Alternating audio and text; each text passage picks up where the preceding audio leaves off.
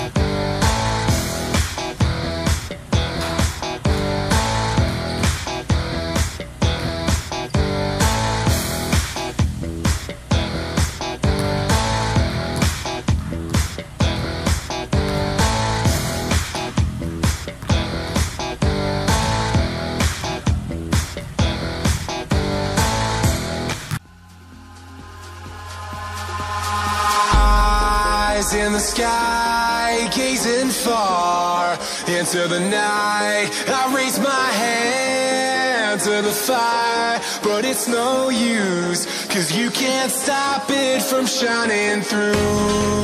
It's true, baby, let the light shine through. If you believe it's true, baby, won't you let the light shine through for you, for you, for you, for you, for you, for you, for you, for you,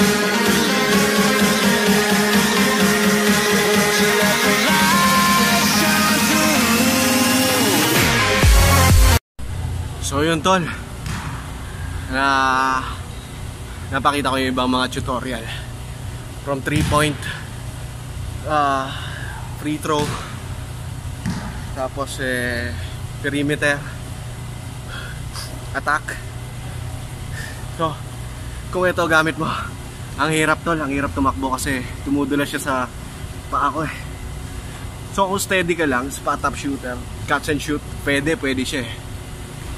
Tulad nung sa free throw, yung steady lang, madali ako makakuha ng rhythm. Pero kung on pass break at saka sa mismo laro, nahirapan ako tol. Dumudula siya eh. Kahit gumamit na ako ng hyper Nike na socks. Ayan yung elite socks ito.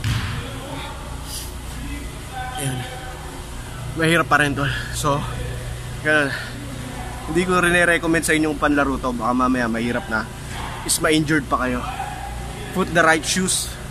Talagang may pang basketball shoes tol. Ayun ang mga gamitin nyo. Okay? Mga tol, may kasama ako nagpa-practice dito. Ayun. Ayun.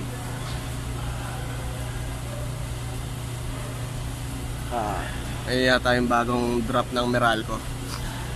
Ganda sana kung makaka one-on-one natin, kaso hindi pa pwede tol eh. Yung gamit nating sneakers eh, hindi to basketball shoes eh. No? Okay sana kung one-on-one tol. Ayun, maganda sana yun kung matutuloy. Utol versus PBA player, bagong drop, di ba? Rookie. Ayun oh. Maganda sana kung matutuloy yun, kaso mas maganda kung ready tayo. Eh kung itong gamit nating sneakers, nako, tambak lang tayo tol. Kaya yun, practice muna tayo ulit. So ayun mga tol, so hindi talaga pwedeng gamitin yung mga lifestyle shoes na sneakers sa panlaro. Mahirap na, baka mamaya ma-aksidente kayo, diba? Tsaka nakakailang maglaro pag ganon. Hindi nyo gamay yung shoes, may tendency madulas kayo, diba? So gumamit na lang kayo ng right shoes, basketball shoes, diba? Ayun. May utang ako sa inyong shoutout next vlog na lang tol ha. So promise yun. Paano? Gandito na lang. Kung di ka pa isa sa mga utol ko, ano pa ginagawa mo? Pindutin mo na yung nakikita mo subscribe button dyan. Hit mo rin yung bell notification para every time na may vlog tayo, mana-notify ka na. Tapos like kung magugustuhan mo yung video natin. Video natin ngayon, basketball tutorial plus right shoes na gagamitin pang laro. Okay? Paano? Nandito na lang, mga ka-basketball, peace. God bless mga utol. Laro muna tayo.